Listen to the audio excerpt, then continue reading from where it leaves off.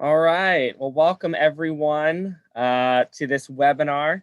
My name is Stephen Wong, and I will be your moderator today. I am a recent PhD graduate from the University of California, Berkeley, and currently serve as a research and development engineer for the University of California Institute of Transportation Studies, also known as UCITS, and the California Resilient and Innovative Mobility Initiative, also known as CA-RIMI. I'm also a research and development engineer at the Transportation Sustainability Research Center at UC Berkeley. On behalf of the UCITS and CA-RIMI, we welcome you to this exciting webinar on COVID-19 effects on the mobility of vulnerable populations. Today, we'll be hearing from two researchers, Dr. Catherine Chen and Dr. David Ragland, from UCITS on the recent work on healthcare access challenges and assessing how the mobility of older adults has changed during COVID-19. These projects offer key insights on compounding inequalities, opportunities in telehealth, and the feasibility of alternative transportation services for vulnerable populations.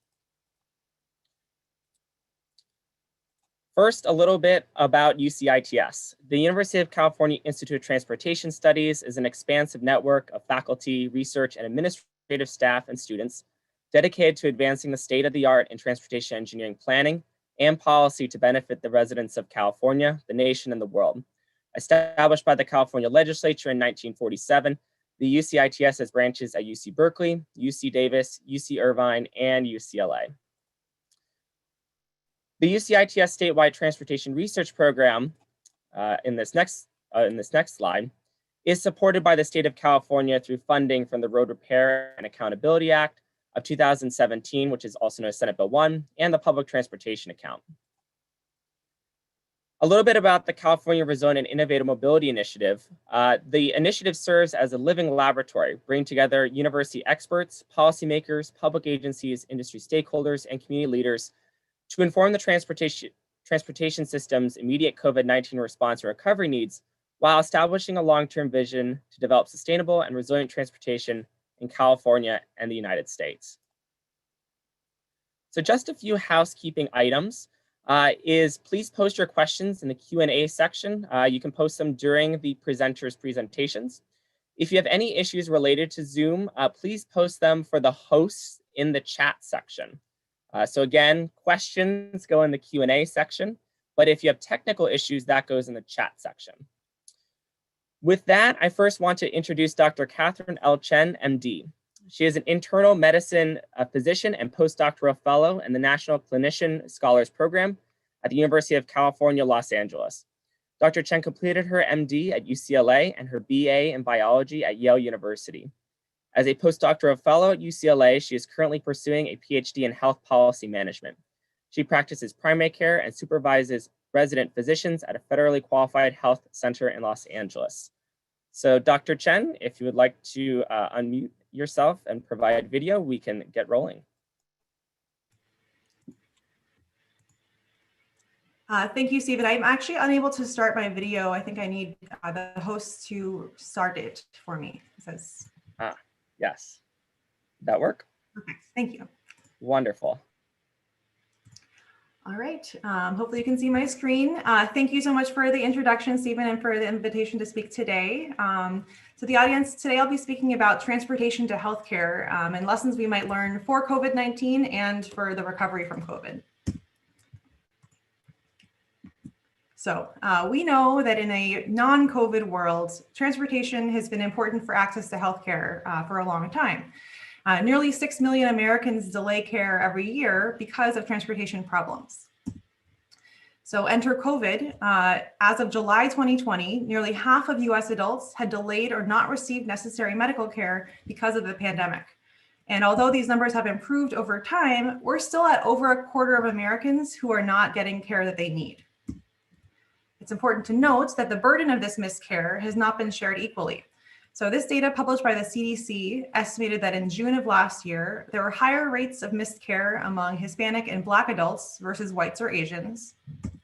And similarly, higher rates of missed care among people with disabilities and among essential workers. So why are people missing all this healthcare during COVID? Well, this national study from researchers at Harvard and NPR found that about a quarter of people reported that they had missed care because the location of that potential healthcare was too far or too hard to get to, implying, although not explicitly stating, that transportation was a major factor. Unfortunately, we still don't have clear evidence to tell us what percentage of this missed care has been related to transportation problems versus other types of barriers. And this affects the strategies we might take to address these problems. So my group of colleagues from UCLA and Cedars-Sinai Medical Center over the past summer wrote a white paper aiming to sort of look at the prior research about transportation to healthcare in the context of COVID to try to understand how transportation has factored into these changes and to inform strategies to move us forward. So here's a quick outline of my talk today. I'll start with some introductory material, followed by an example of COVID's impact on one specific type of healthcare, followed by some key themes and strategies for going forward.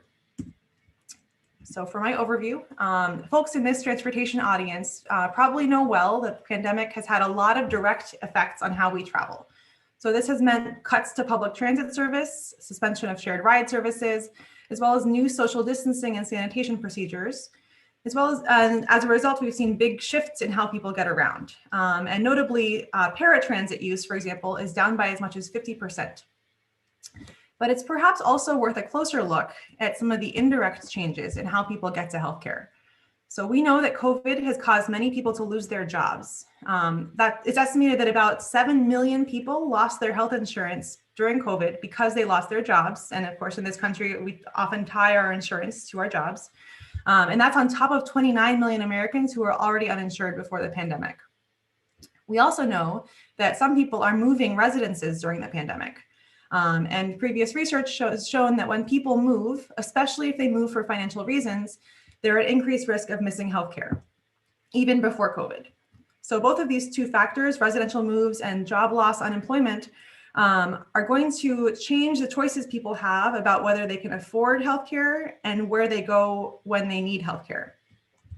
In addition, some healthcare centers have reduced their hours, temporarily closed, or also canceled non-emergency services.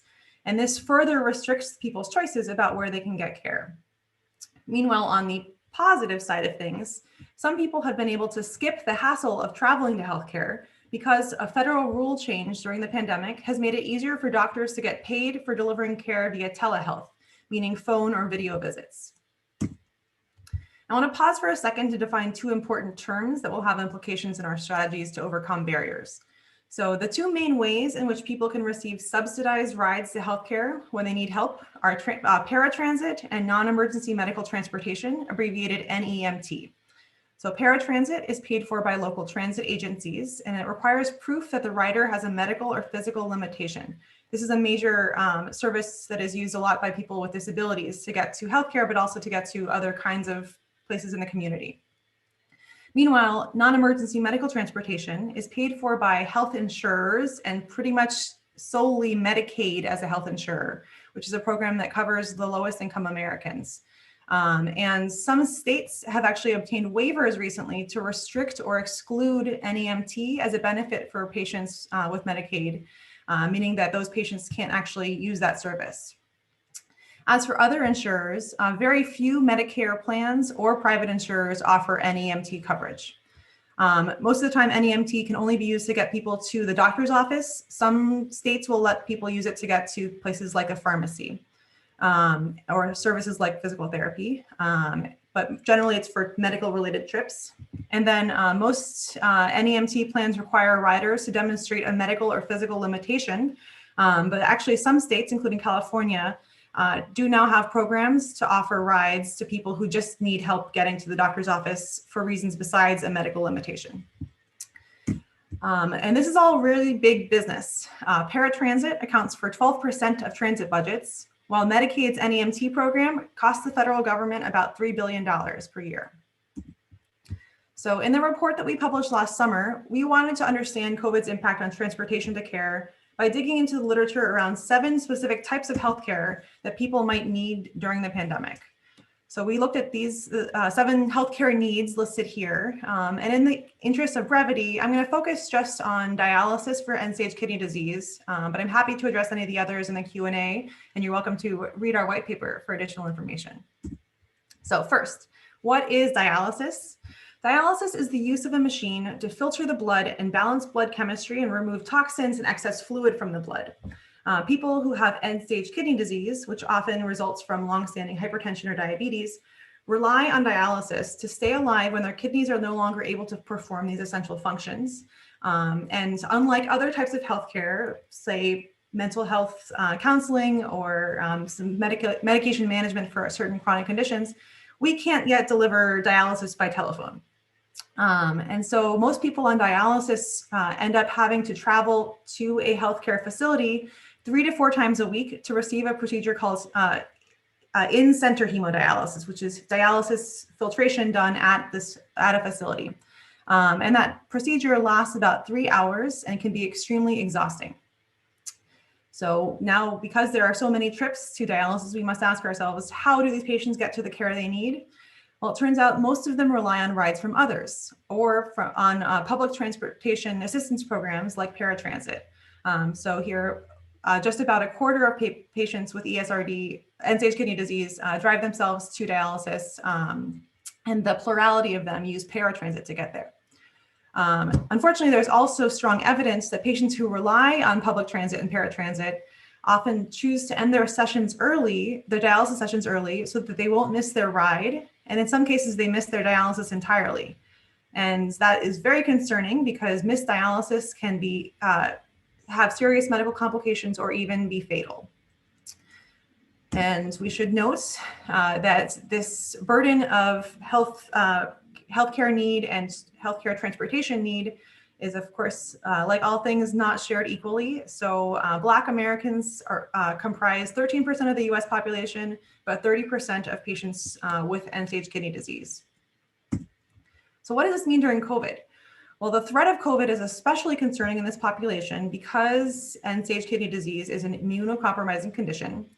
And so far, there's been some innovation in the transportation to dialysis sector in which transportation providers and dialysis facilities have implemented patient pods to try to reduce transmission risk and keep people exposed to at least the same pool of risk each time. And meanwhile, the pandemic has accelerated an existing push to get more people into in-home dialysis. We have the technology, and there's studies showing that patients prefer it and that it can potentially be financially feasible. But for a variety of reasons, it hasn't yet been adopted widely. But COVID has underscored the urgency of this transition toward this strategy and has reminded us that perhaps looking outside of transportation will be necessary to solve some transportation problems for patients who need healthcare. So after looking at dialysis, we examined 6 other types of healthcare. And I'm gonna just sort of summarize some key themes that arose from the review of all of these healthcare conditions. So the first theme was looking at what we might learn from existing transportation programs. And unfortunately, the answer is not a lot, primarily due to lack of data, looking specifically at transportation interventions in isolation. So what do we know is first, providing transportation assistance might reduce no-show rates, but the evidence is mixed. Some studies have actually shown no benefit of providing transportation. Second, there are pretty much no studies looking at whether transportation interventions have any effect on clinical outcomes. But of course, the evidence of absence of evidence does not mean evidence of absence. And then third, in some simulation studies, there is good evidence that providing transportation to people with many types of healthcare needs is likely cost saving or even cost effective for society at large. We should note, though, that in all of these studies, uptake of transportation interventions offered to patients is quite low. And some of the main issues raised by patients in these studies include affordability and reliability, as well as flexibility. And as a primary care doctor myself, I will admit that for a variety of reasons on my end and my healthcare system's end, even if I give you an appointment time, it's really hard for me to promise that I'll be ready to see you at that time. And if your transportation can't accommodate that uncertainty, that's going to be a problem. So theme 2 is that COVID has created new trade-offs. Individuals need to weigh the risk of COVID exposure versus the risk of their missed healthcare. That's a really complicated decision. And on the community level, we need to weigh the risk of COVID transmission and vehicle emissions with people traveling to care versus the provision of continued economic support for our public transportation and for our community clinics. Because this is such a complicated thing, at least for individuals, the CDC has created this framework and decision tool to help people try to decide when to get care and when they can delay their health care. And this looks at potential for patient harm from the clinical side and then community factors about COVID. But importantly, I want to point out that this little asterisk at the bottom of the chart reminds us that the groups that are the most medically vulnerable and those with barriers to telehealth, which includes our transportation disadvantaged population, should be prioritized for in-person care as needed. And so analogously, in transportation planning, we have to prioritize access to care for the same groups. And the final and most important theme was compounding inequity. It is abundantly clear that the same low income and Black, Indigenous, people of color groups experience the greatest disadvantage in socioeconomic position, the greatest transportation barriers, and the greatest risk for many medical conditions, including COVID. So for example, in addition to being about twice as likely as white people to use transit to get around, communities with higher percentages of people of color and low-wage workers are most likely to have continued to use transit during COVID, while others cut back on those trips. So that means that those communities will be disproportionately harmed when there are cuts to public transit service. We've also seen that low-income and minority patients have been less able to or less likely to use telemedicine during COVID. And we've also, I mentioned previously that people of color are at increased risk for kidney disease requiring dialysis, but Black patients are also less likely to receive appropriate prenatal care and to experience medical complications in pregnancy and childbirth, less likely to receive appropriate substance use treatment when they need it, and more likely to be diagnosed with cancer at later and less treatable stages. So these factors permeate through all of our systems. And of course, these disparities are no accident. Our policies have embedded this structural racism into the fabric of our society, and disadvantage is produced and reproduced as these marginalized groups experience greater travel burdens, which result in missed care, later stages of diagnosis, leading to worse health outcomes and widening disparities. And inequities that come out of the pandemic are unfortunately likely to have long-term and perhaps multiplying effects on health in the long term, as well as the need for transportation to healthcare. So this plot sort of captures conversations that many of my clinician colleagues are having right now. So hopefully we're currently approaching the end of this yellow curve, which is acute COVID infections. But we're already entering the purple curve, curve number 2, which shows that health problems resulting from delays in urgent care are going to be on the rise. Curve 3 reminds us that there will be lingering COVID cases. Curve 4 in green shows us that we'll be seeing the consequences of neglected chronic conditions for years. And then curve 5 with the pink dotted line reminds us that mental health and economic burden of COVID is high now and will remain high. And this is all to say that transportation systems will need to anticipate these long-term increases in demand for healthcare and plan accordingly. So how can we move forward toward equitable access to healthcare during the COVID-19 pandemic and beyond? Well, we identified 4 key principles that should guide strategies. So the first principle is all around access. So if we recall that the most medically vulnerable patients are least likely to drive themselves and most likely to rely on things like high quality public transit, paratransit, non-emergency medical transportation, and maybe even volunteer driver programs, we need to make sure that these patients can access those programs during COVID. So some strategies might include increasing screening, which during the pandemic may include phone or online-based screening, as San Francisco has done, in place of in-person assessments. We might also think about expanding eligibility criteria. So for example, our undocumented patients, people with Medicare or private insurance do not currently have access to non-emergency medical transportation most of the time, but policy change could require that those insurers offer transportation assistance to their patients, at least temporarily during the pandemic. We could also improve service capacity. This is going to be really important because as more people are enrolling in Medicaid, which again is the health insurance program for low-income individuals, people who've lost their jobs are going to be enrolling in Medicaid. We need to anticipate that these new Medicaid members are going to perhaps result in an increase in demand for non-emergency medical transportation. So we need to increase the capacity for NEMT. And then fourth, we need to be looking for opportunities to consolidate overlapping programs. So heading out of the pandemic, transportation leaders might think about specifically coordinating or consolidating operations for paratransit and NEMT, because they have overlapping patient populations, and splitting up services based on the type of trip destination increasingly makes less sense, because we now recognize that health happens outside of the doctor's office, right?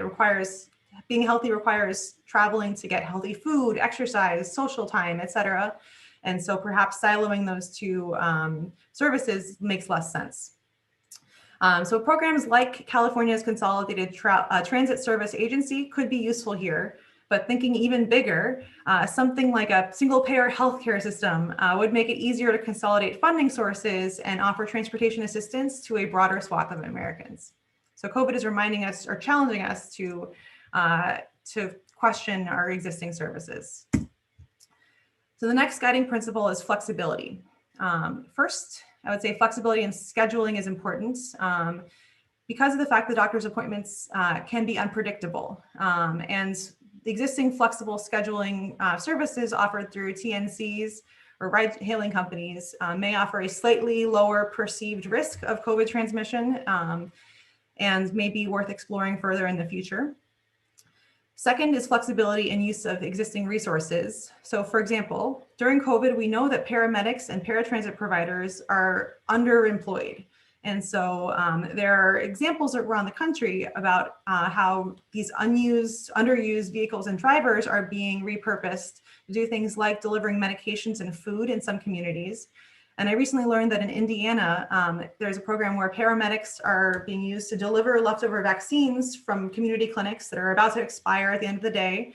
And before they expire, the paramedics are driving those vaccines out to vulnerable patients at home to make sure that we are vaccinating the most vulnerable patients.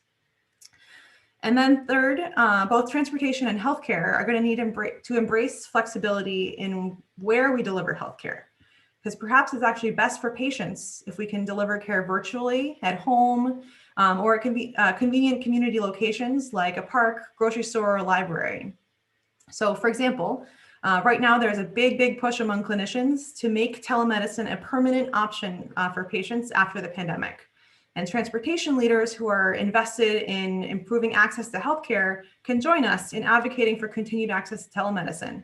And this is also going to require, in addition to rule changes for physician payment, increased access to broadband internet in low-income and rural communities. Next principle is collaboration. So we know that transportation needs don't exist in a vacuum. And people who have these needs also likely have other social challenges. And so transportation interventions will likely be most effective if we can pair them with broader social supports.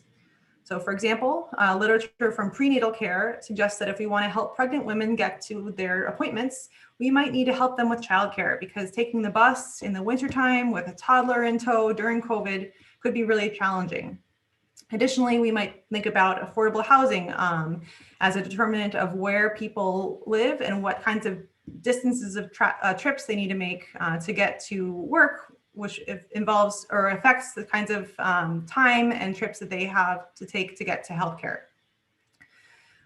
Next, we might think about this increasing push for collaboration we've seen recently between health insurers and some of our ride sharing or TNC providers to provide on-demand NEMT.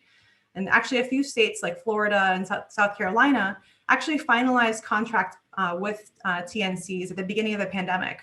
And there may be more demand for such partnerships. So this needs to be explored a little bit more carefully and probably studied more rigorously to ensure that it is cost effective and appropriately reaching the most patients who need it most. And then finally, we might push for increased use of patient navigators or community health workers, which are models of care coordination that we increasingly use in healthcare and especially in cancer care. And basically these programs designate somebody who could be a nurse, a community member, a social worker, or even another patient to get to know our individual patients in their whole context, to understand their unique situation, and connect them with local resources, including transportation, but also the other needs that accompany it. And during COVID, continuing to offer these services requires greater reliance on virtual services. The last principle for action is equity. Both transportation and healthcare have been complicit in creating the racist structures at the root of our social inequities. So given our shared need to do better, transportation and healthcare should work together to make bold changes to reform these structures, even when they stray outside of our silos. And I'm repeating again that we need to collaborate and think big picture, but going to underscore that again. And so if those public transit cuts we mentioned are disproportionately harming the low-income people of color, who are also most harmed, most vulnerable to many medical conditions, perhaps we need to think about reallocating resources to preserve transit access on the routes that our most vulnerable patients depend on. And we should also hold each other accountable in prioritizing diversity and inclusion in decision-making so that we don't invest in solutions that won't actually help. If the most socially and medically vulnerable patients don't drive themselves in private vehicles or don't have access to online vaccine booking websites, for example, we need to work with the actual people from those communities to figure out the best way to bring patients COVID tests and vaccines, or to bring the patients to those services. And as one example, the COVID-19 California Alliance is a joint effort among UC campuses led by health researchers. And they're working on building a network of local community partnerships and outreach programs to address COVID disparities with a focus on the hardest hit communities. And recent data from their focus group efforts have already identified transportation as a barrier to vaccination. So there may be opportunities for transportation leaders to join in those efforts to engage with the community and let the community help drive the agenda. So with that, I'd like to say some thank yous. The work presented here was truly a team effort. So a huge thank you to all of our core project team, including Madeline Brosen, Jeffrey Rollman, Taylor Ward, for making all this happen. We are deeply grateful as well to the guidance of our senior advisors, Fred Zimmerman, Keith Norris, and Kimberly Gregory.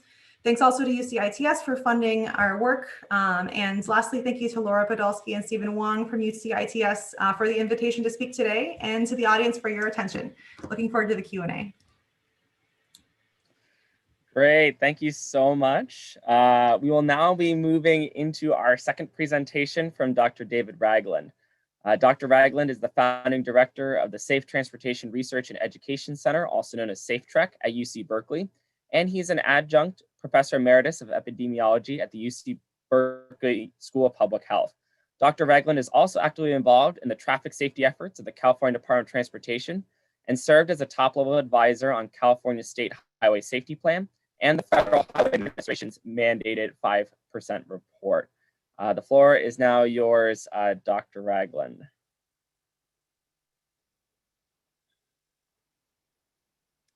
Okay, can you hear me? Yes, we can hear you. We don't see your slides currently. I will pull them up right now. Excellent, thank you.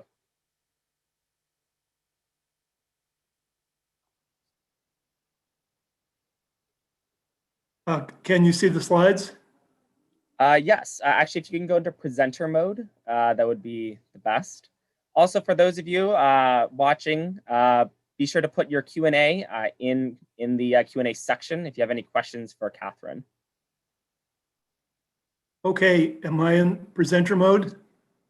No, unfortunately not. At the bottom right of the screen, there should be like a little thing over to the left slightly that has a little screen on it with a little poll attached, and that should get you to presenter mode.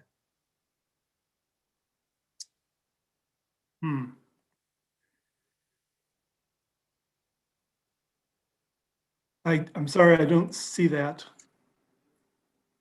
Another option is to go up to slideshow at the top. Okay. From beginning. Okay. And there you go. Okay, good. Yes, so thank you, Stephen, for introducing me. And so I just want to acknowledge our project team very briefly here. from UC Berkeley, and Glenn Shore, Lisa Peterson, Grace Filshunev, and Sarah Doggett, and other support staff at SafeTrack, and Ewald and Wasserman, research consultants who did our survey, and finally SB1 funding for our 2018 and 2020 survey. So this is really an outline of the presentation here. That I want to look at the population over this time period, basically increase in number of seniors percentage. Pre-COVID, that's our 2018 survey and a couple of other items related. And our May 2020 survey, about 2 or 3 months into when COVID appeared, and then post-COVID, and then finally recommendations. And aging population. I'm sure many of you have seen these slides. These are from the Department of Finance, and you can see the incredible change in population pyramid. Well, the pyramid is really now and will be more of a, I don't know, a rectangle or something, but much different in the 90 years from 1970 to 2060. And even though we've all seen this, I don't know if we all realize the implication of this and the challenges that it will bring. Pre-COVID, this is from the California Household Travel Survey, done approximately 2012, 2013. And this is for Contra Costa County. As you can see, the driving is really 90% of the trips or even more are either motor vehicle as a driver or as a passenger. And transit is very little, paratransit, bike and other are very small, walking is a bit. But Contra Costa County is a very suburban area, and transit, there are transit systems out there. Mostly they run to and from BART, and then there is BART, of course, but there's not transit that's convenient to get practically anywhere else in the county. If you have no driver's license, it changes a little bit. You become a passenger and walk. Those are the two primary, and that changes a little bit. Well, the pattern changes with age to some degree. If you have no household vehicle, the pattern changes also. You can be a passenger, you increase the use of transit and walking, and that varies somewhat by age also. Equity goes all through this. This happens to be not low income and low income by age, and we see the number of people who take no trips on the travel day. So there's definite impact of age on all these. So this is our 2018 survey, and we do have a report on this that you can find online. It's also referenced at the end of our PowerPoint, but these are factors that we found that limited age. That limited travel, led to travel limitation. Age, and especially 80 and older, no driver's license, living alone, no licensed drivers in household, poor health and disability. Of course, these are things you would expect, but it's also what we found in our survey and verified these factors. We, in parallel with our SB1 survey, we also did some analyses by census block group of Contra Costa County and identified areas of high need by seniors. This should be for seniors. We looked, we got information in the census block group by population and transportation and basically compared them. And you can see that there's a variability across the census block groups in transportation need. And I've driven around some of these areas to kind of take a look at what this graph may show. And it's quite interesting, and it indicates at least areas where we might want to focus transportation options for seniors in this case.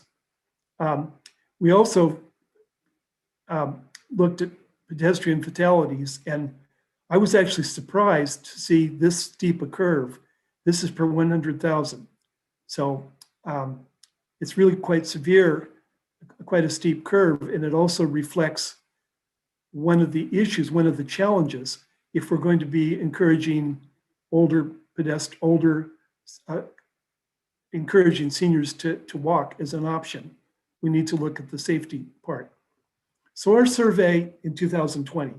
So we were all set to do our survey in January 2020, or that's when we begin to plan. By the time we got into planning the survey, COVID had appeared. And we redesigned this survey fairly quickly to look at the impacts of shelter in place and COVID-19 in general. The results in just, a sentence is that COVID-19 had a major impact on senior mobility, as we will see. This is just a distribution. Our survey company did a statistical analysis of getting the best possible representation, and they did I think a pretty good job at this. This happens to be areas summarizing where we had completed surveys throughout the county. So some of our results here: 66 used email daily, 33% used social media, 50% texted daily. So these were, in other words, people were already using virtual sources to a high extent. 60% experienced medical problem, 8% ran out of food, exercise percentage outside the home dropped, 20% felt a lack of companionship or closeness. Now, these are not dissimilar from what happened to the general population. Reduced mobility and activities, trips to the grocery store fell considerably per week. Use of transit fell dramatically from 86% to 58%. So these weren't surprising findings, and I sense that we've all experienced something like these changes throughout this COVID period. So post-COVID, first of all, these are kind of conjectures of what will happen. Mobility returned toward pre-COVID. Well, okay, it's a little, I suppose, risky to project, but if one looks back over the history of things like this, things tend to go back toward the previous. Federal Highway Administration has an interesting set of data going back to 1920. In fact, it goes back further to about 1902 or something, but we've looked at it from 1920 on, showing for example, vehicle miles traveled over that period by year. And it goes pretty strongly up. There's a steady upward trend. There's drops for war and depression and recession and oil embargoes and so on. But then it tends to return to pre-levels. In other words, these major events have an impact on these large trends, but things have a kind of trends that continue. So that's one prediction, I guess, and I think it's probably, we're already seeing that in terms of recovery of VMT and so on. I know there's various discussions, and many of you in your groups have probably had discussions about, well, am I going to return to the office after COVID? And if so, what are the conditions? And there seems to be a sense that maybe this will occur partially. People may tend to choose to work at home or outside the office more. So then virtual communication changes maintained. I think this is without a doubt that we're learning to communicate virtually and getting the equipment and the training and the experience. And I think that will be maintained without a doubt. So priorities post-COVID, there's three that I've outlined here. Promote coordinated mobility strategies. This was true before, during, and after COVID, certainly. Promote virtual communication technology and training. Promote community home-based medical care. And of course, part of that, Catherine Jen just covered, and we may return to in a moment to some of that. 3 statewide plans. I'm going to point to 3 existing plans that have many of the elements, that have some of these same goals, and that we can, these are plans that exist, that are ongoing, and that need our support, but also from which we can learn. Coordinated transportation plans, Broadband for All Action Plan, California Master Plan for Aging. So the coordinated transportation plans are required by the FAST Act for every MPO in California. And Contra Costa County has one, and you can see the, well, it's actually the Bay Area Public Transit Human Services Transportation Plan, and there's a link to it there. Very fascinating. The essence is linking transportation disadvantaged populations to various forms of transit to create a coordination of these. And it's a wonderful concept, as I understand from our discussant, John Cunningham, who may comment on this. It's more difficult in practice because of politics, inertia, and resources, but it seems to me to remain a vision that we might continue to work toward. Okay, broadband access and training. California has recently developed a Broadband for All action plan. And this is really just beginning, it just formed. And there's a link to it there. These are a couple of statements from the initial report. COVID-19 has reinforced our reliance on broadband. I don't think anybody could disagree with that. It's hugely true. Secondly, and I'll just look at the red part here below, or quote that, broadband became the difference between it being able to engage in life and being cut off. And that is, I think people would generally agree with that. Prior to the internet and broadband, we would either have to go to work and congregate in places where we are at risk, but this allowed us to be able to conduct business without doing that. So I think that's an important feature. Now, Master Plan for Aging. This was finally released in January 2020. I was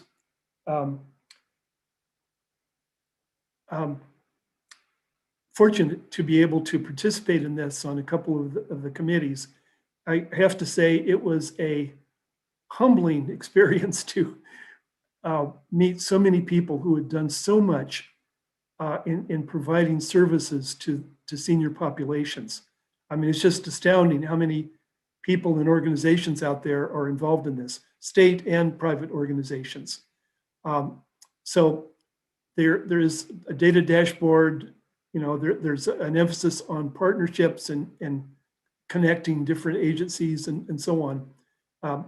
Now, there are many initiatives having to do with housing, with transportation, with all sorts of things. It's a wonderful list. Some things that relate specifically to COVID. Explore options to conduct isolation checks, home visits. We found that people were generally isolated, you know, being isolated was one of the concerns. Home and community-based services, being able to provide services directly to people's homes. And there's a number of organizations that do this already, both government agencies, but also private organizations. It's quite amazing. I had no idea. Identify models to enhance telehealth access for California.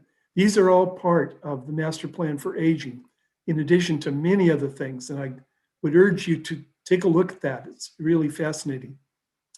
Explore transportation options to medical care. And of course, see Catherine Chen's presentation in this webinar, which deals exactly with these issues. So anyway, that's my presentation. And I would urge you to take a look at those 3 existing plans. They're all established. There are people and California agencies that are working with implementing these plans. And I think that many of the actions are there that can help us deal with COVID, but also post-COVID. So that's my presentation. In the PowerPoint, we have the statement about SafeTrack, which you have access, I think, on the website, plus links to our survey reports and policy briefs. So thank you. Great, thank you so much. And yes, those links will be available on the webinar page, also via an email. They'll be sent out tomorrow, so keep an eye out on those. All right, so now we'll be transitioning into a great opportunity to hear feedback and reactions from John Cunningham as our guest respondent. John Cunningham is a principal transportation planner with the Contra Costa County Department of Conservation and Development, where he's currently supporting the development of a countywide accessible transportation strategic plan in conjunction with the Contra Costa Transportation Authority. During 2020, he participated in the transportation component of the state's Master Plan on Aging, which you just saw. In previous roles, he was a principal planner at Compass, the Metropolitan Planning Organization for the Boise, Idaho region, and an operations manager for Outreach, the nonprofit ADA paratransit provider in Santa Clara County. So John, the floor is now yours for your brief reactions and comments. Thanks. Great. Thank you for the opportunity to speak. Can people hear me? You're good to go. Okay, great. Thank you. Yeah, thanks again for the invitation. I'm going to make some observations and then translate those into potential policy direction. There's some significant overlap with the reports and presentations that we just heard about and the work that we're doing in Contra Costa County, and then some of the work that I did on the transportation recommendations for the State Master Plan on Aging last year. Doctors Chen and Ragland already gave you a bit of a preview of that, but I'm going to dig into it here. I guess one of the quotes out of the report, one of the reports that really struck me was that transportation interventions are cost effective for society at large, which I think the healthcare field has acknowledged that and worked towards that. However, the transportation field seems impervious to this concept, and I'm going to get to how to address that via policy here in a minute. But in terms of implementing new programs and policy changes, I think it's important to make the distinction between cost savings and cost effectiveness. We are in a situation right now because of the limitations of accessible transit or paratransit, dial-a-ride, whatever you want to call it. Because of the limitations that we have, there's a significant latent demand. And so how does that affect policy development? Well, it means that when you propose improved programs, you're probably not going to decrease overall costs. Now, if these programs are done well, you're going to see increased efficiency or effectiveness, but very often that nuance is lost when talking with decision makers. You describe your shiny new program, and then they ask the very reasonable question, how much money are you going to save with all this coordination? You say, no, actually overall costs are going to go up. Now, that's just through the transportation lens. When you include the health lens, that shifts to overall cost savings. But transportation decisions of this type aren't made in a multidisciplinary fashion relative to healthcare. Now, transportation field is used to kind of multidisciplinary work when it comes to housing and transportation. And so we need to somehow make the linkage between transportation and healthcare just as strong as that housing and transportation linkage. And we can get to that here in a minute with specifics. So that is one reason why during the Master Plan on Aging process, the Stakeholder Advisory Committee advised the state to move this type of transportation out from under the purview of Caltrans and under the California Department of Public Health. Now, that would be a big change, and that's probably also one reason why, frankly, the state ultimately ignored that input, and they did not reflect it in the final report. So I was happy to see a crossover with the Master Plan on Aging recommendations in the reports and the presentations we just saw. And I see that the research is pointing in the same direction that we pointed during the master plan on aging process, and we came to those conclusions independent of each other, which I think is a good sign. And some of the language in the reports here, increase access to transportation services, streamlined eligibility, novel funding mechanisms, flexible and creative service delivery solutions, advance systems change, and cross-sector collaboration. And then from Professor Ragland's presentation, talking specifically about coordinated transportation plans. This language, it directly points to the mechanism that was mentioned earlier a couple of times, and that is the Consolidated Transportation Services Agency mechanism that is in state statute. I feel a bit hesitant to suggest that with sort of all the shiny new solutions that we're seeing in the transportation field right now. This is something that's been on the books since 1979. It's been around a long time, but I do feel a lot better about it with it being mentioned in the two previous presentations. So the CTSA mechanism, again, it doesn't seem as progressive as some of the innovations that we see in the transportation world, and it is not a silver bullet, which very often we look to, but it is a systems approach to a systemic problem. CTSAs establish programs that can implement newer, higher tech transportation solutions. And so why hasn't the CTSA model been widely deployed if it's been around for since 1980, basically? And this is where I think I would like to lend my policy recommendations. And the first one, I guess it's obvious, maybe it's not, and that is there's no independent funding for CTSA implementation. I know I'm probably not the first person to mention this, and maybe it's obvious, but you wouldn't know it considering the lack of funding in this area.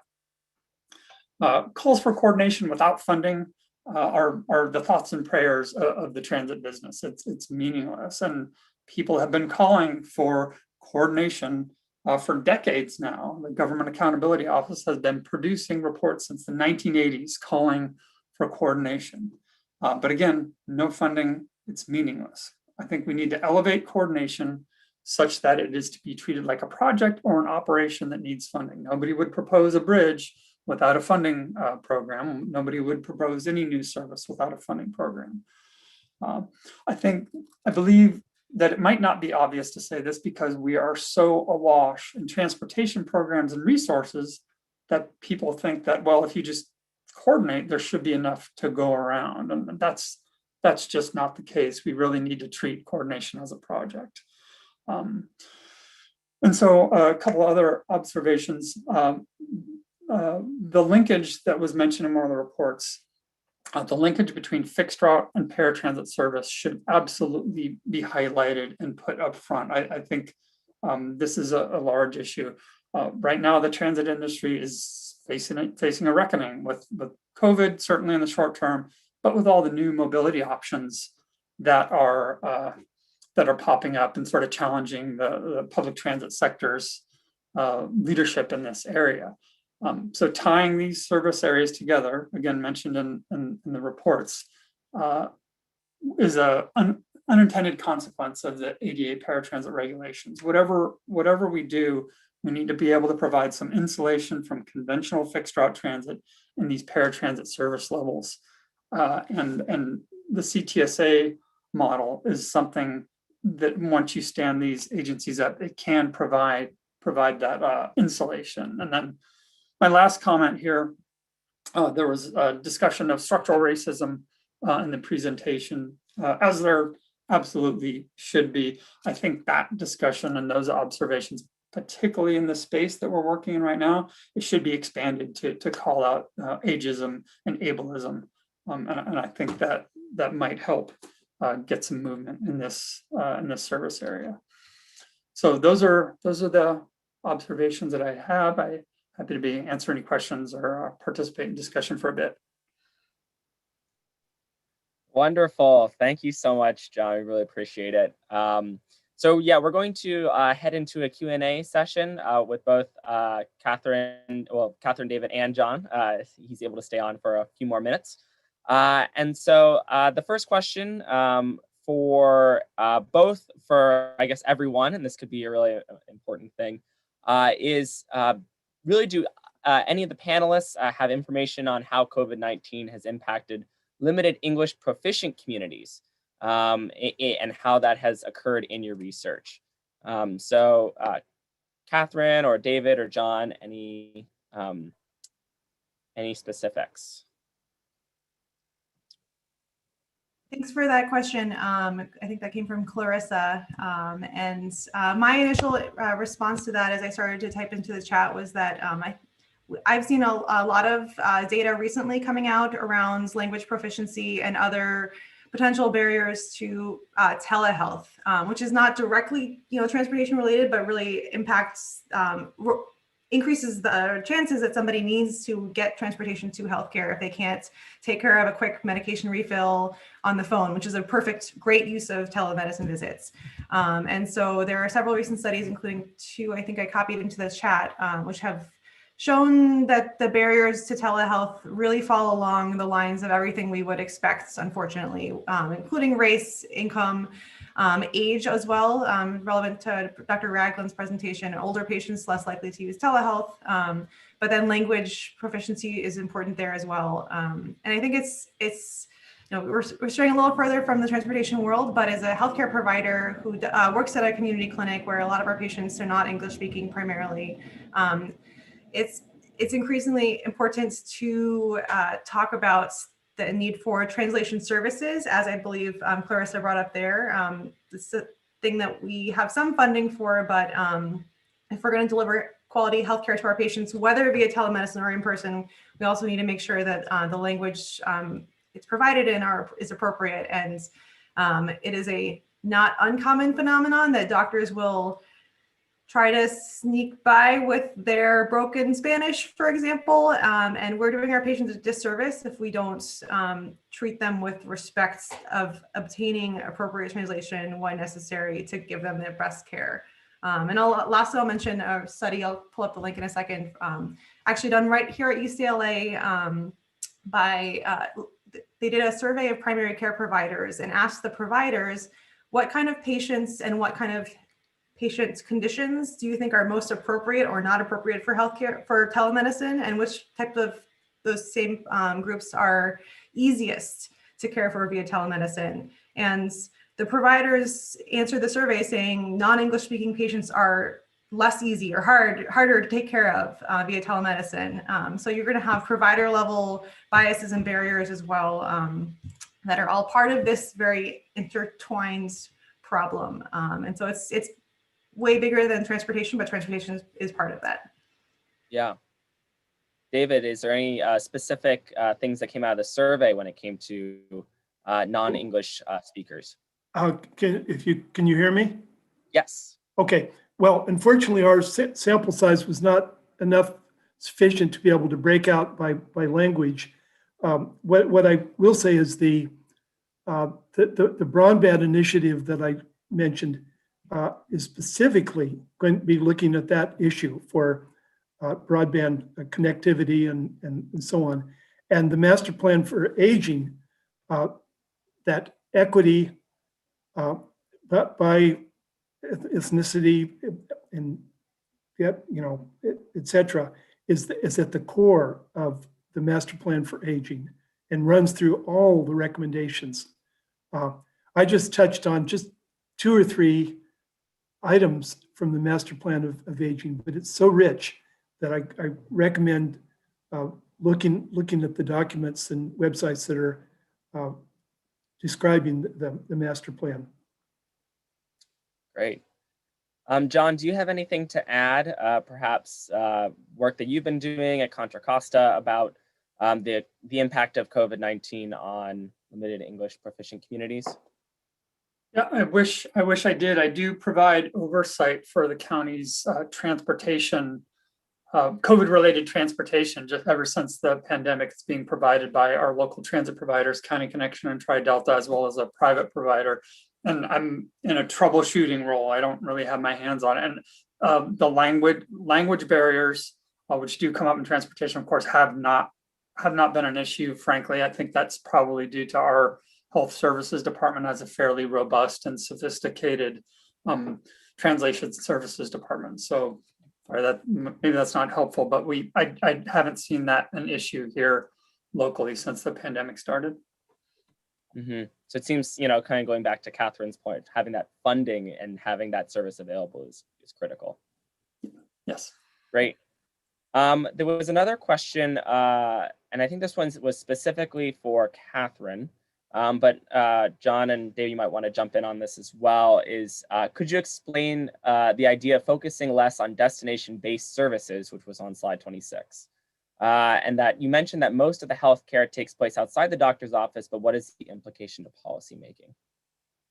Sure. So I'm going to be this, you probably already gathered that I'm a rogue doctor who loves taking care of patients, but also wishes, sees what these transportation and housing planners do and realizes that stuff is so important and affects a whole population of people. And so I'm, dabbling in your world. And the world of public health has increasingly recognized that most of what determines someone's health outcomes does not happen in my office. There's estimates that about 20 to 30% of someone's health outcomes are determined by actual health care. And the rest is where you live and what kind of transportation access you have access to, what structural racism is doing to you, what your job opportunities and wealth opportunities are. So there's a lot of moving parts that are way bigger than healthcare. So with that in mind, so currently Medicaid's NEMT program covers trips that are to explicitly healthcare related destinations, which means the doctor's office or the dentist oftentimes, maybe the pharmacy sometimes, things like physical therapy and occupational therapy are included. But if we recognize that people don't just live between their house and the doctor's office, their health happens in the rest of the time, the majority of their lives, they're doing other things. And if it's healthy for my elderly patient to go to the senior center, maybe not during COVID, but in general to go, engage with the community, have social experiences, healthy for someone to travel to the grocery store to buy healthy food instead of, some alternative, that perhaps we need to value those kinds of trips just as much as we value trips to healthcare, which then, starts to expand the scope of types of trips that NEMT might cover, which makes, increases that creeping overlap between NEMT and paratransit and public transit, and just sort of reinforces John's point that we need better coordination and consolidation of these services. So I guess from a policy standpoint, the argument is either we can expand, sort of most narrowly, we can expand the scope of what NEMT covers and say, okay, well, maybe grocery stores, then we can start to advocate for more destinations to be added to that list. And I think that would be a helpful step. But thinking bigger would be things like greater consolidation of actual operations and funding. And then if we want to go even further, if we say, the law requires that Medicaid covers trips to healthcare, well, maybe the law requires that the government supports public transit that helps people actually get to where they need to go effectively in general. And so we need to increase quality and funding of services through just public transit for everyone generally. And that's a bigger ambition, but I think it's going to be important to getting equity in transportation and healthcare. Yeah, thank you. John, David, do you have anything to add to that, thinking about focusing less on destination-based services, thinking about consolidation of services, and that creep of public health really, and medical service really being a fundamental part of what transportation can provide? Yeah, I can jump in. I think, I don't want to be a broken record on this, but the Consolidated Transportation Services Agency mechanism that I mentioned and the two doctors mentioned, it's an umbrella designation. It's not necessarily something specific. It's sort of a plug and play type of organization. So it means it's flexible. As you get changes in delivery of medical services, consolidation of delivery of medical services, and new issues arise. That flexibility will allow it to accommodate some of these new needs that are popping up. I realize that's sort of not a direct answer, but sort of a systemic or meta answer to the question. But I think the CTSA model would at least enable the ability to be able to provide that service in a more streamlined manner. I would add to that each of the three plans or visions or concepts I mentioned have flexibility kind of at the core, and if implemented, and they are sort of blueprints, but if implemented, flexibility would be the outcome of those for medical care, telemedicine at the home, at other places, and so on. But it remains a vision now, I guess. But hopefully we'll be able to push forward. Yeah. So I actually have a question for all of you, and I think thinking about the COVID-19 impacts on the different populations that you're studying, specifically vulnerable populations, and what do you see as, if you were to take one policy or one low-hanging fruit within the current pandemic, what would it be in order to provide that safe care or safe travel or whatever that might be? Is there like one thing that you think this needs to happen right now?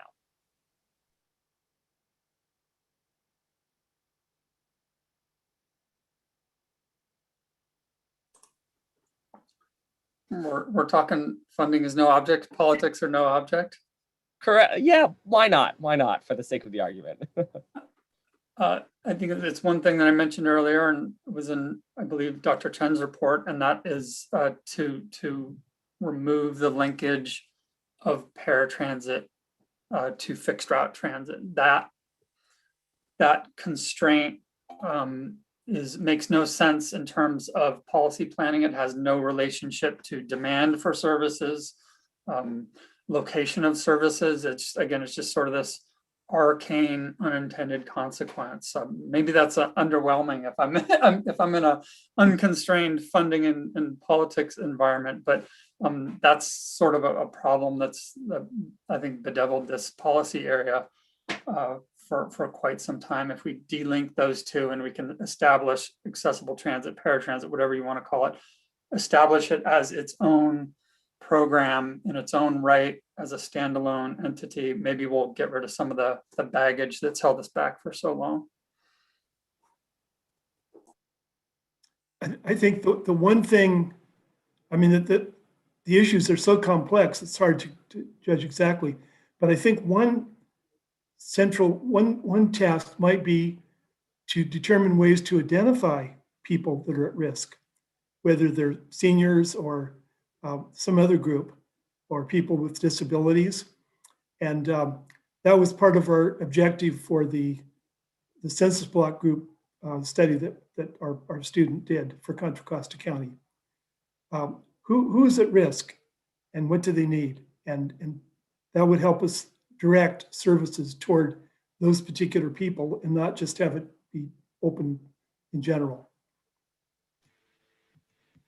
Since we opened the possibility that money and maybe political will is not a barrier, my answer is going to be, in addition to the topics raised by the co-panelists, the possibility of removing the fee-for-service model from healthcare, or how healthcare is paid for, moving to more of a sort of capitated payment model, which describes payment for healthcare where doctors don't get paid based on how much care we deliver. We get paid for keeping people healthy, and we have financial incentives to keep people healthy. I make more money if my patients do better.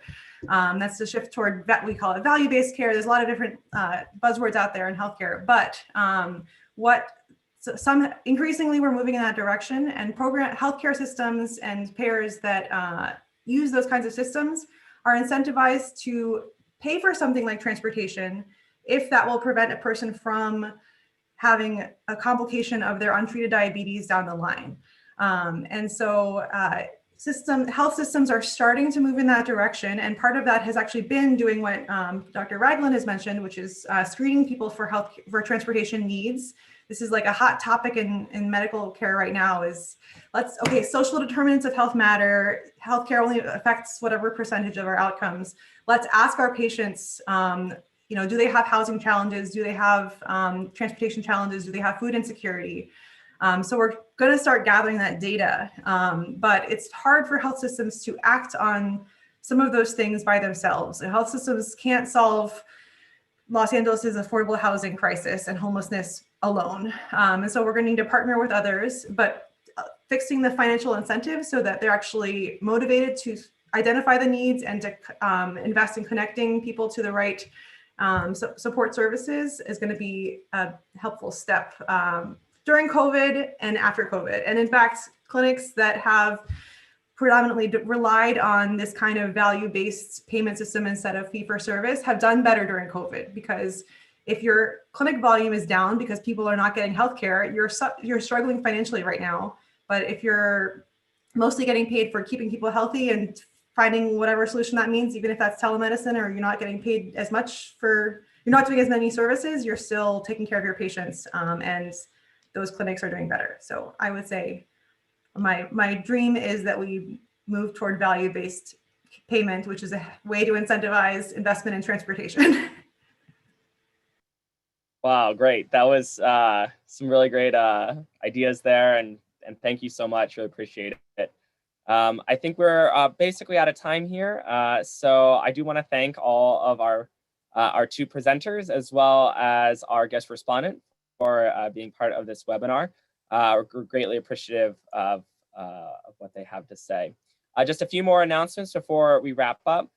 First, there'll be a webinar featuring UCITS funded research on equity and greenhouse gas effects on electric car sharing pilot in rural disadvantaged communities in California's Central Valley. Information for registering for the webinar should be in the chat section at this point. Also, UCITS and CA RIMI will be hosting a two-part webinar on March 22nd and March 24th on the challenges and opportunities facing public transit, where we'll be hearing from 8 public transit experts from UCITS on how to recover from COVID-19. And that is now on the screen, and hopefully that information has also been entered into the chat. So if you need to copy that chat box before you head out, before you end this, I recommend you do that now. But if you have any questions related to these webinars or anything about today, you're welcome to contact the presenters directly, as well as me. My email is stephen.wong@berkeley.edu, Stephen with a PH. And with that, I think we can go ahead and wrap up. Thank you everyone for attending. Have a wonderful day and hope you stay safe during this time. Thanks so much, everyone. Thank you. Thanks for having us. Welcome.